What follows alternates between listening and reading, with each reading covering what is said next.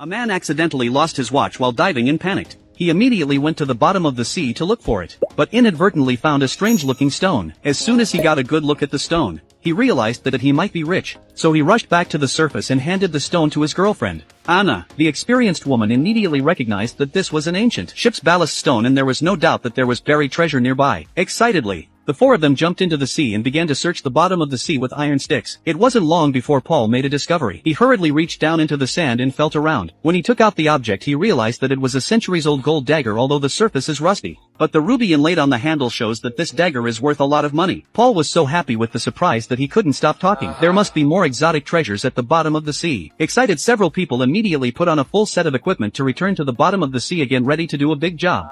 Just as the metal detector swept over an area, the needle on the meter suddenly began to swing wildly, and the two men immediately realized that there was a big guy down there. David immediately turned the sand blower to maximum power. Buried in the sand quickly revealed that it was a centuries-old iron cannon. Without saying a word, the men tied a rope to both ends of the cannon and injected air into the air bladder at the other end of the rope, preparing to use buoyancy to salvage the several-ton cannon. However, just when everything was going well, Lisa, who was relaxing on the boat, suddenly heard the alarm, which was a temporary inspection by the marine police. At this time, the three people under the water also found the traces of the marine police once the police found out that they were salvaging the treasure. Then these things will certainly be pulled away on the spot. Seeing that the airbag is about to rush out of the sea, Paul immediately signaled David to release some air to keep the cannon in the water for the time being. However, when David released the air from the airbag, he accidentally flipped the switch. In the blink of an eye, several tons of iron cannon fell towards the bottom of the sea in a panic. David's arm was firmly wrapped in the rope, and the next second fell to the bottom of the sea, iron cannon right on his right arm. The situation is critical. Paul immediately swam to the rescue of David, but the cannon is too heavy, he cannot lift it. At this time, the three of them are also about to run out of oxygen. Paul immediately rushed the only remaining oxygen into the airbag and then use all their strength to lift the cannon,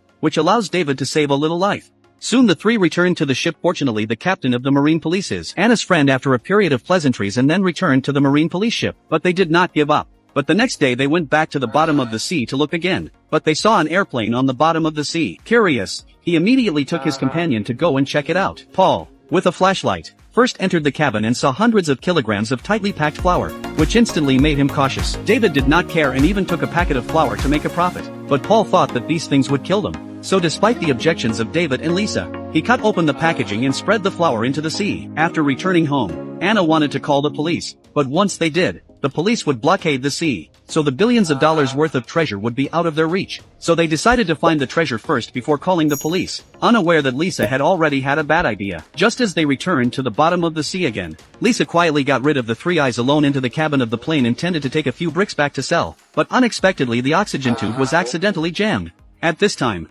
several people have returned to the surface of the sea, but the delay in the disappearance of Lisa's body. Paul immediately thought of something and then returned to the bottom of the sea with a bottle of oxygen again. After a lot of searching in the wreckage of the plane, saw Lisa's figure, but fortunately she stayed in the place where there is still oxygen, so luckily saved a little life. According to several dives to find things, Paul threw the relevant information that these treasures belong to a 300-year-old transport ship and the ship contains treasure may be worth more than $6 billion, but to salvage such a large amount of treasure with their current equipment and funds is completely impossible. So David once again proposed to take back a portion of the flour to sell, but still met with Paul's opposition. Paul did not expect David and Lisa that night when Paul did not pay attention to sneak to the wreckage of the plane to take a few packets of flour ready to sell to the local gangsters to make a fortune.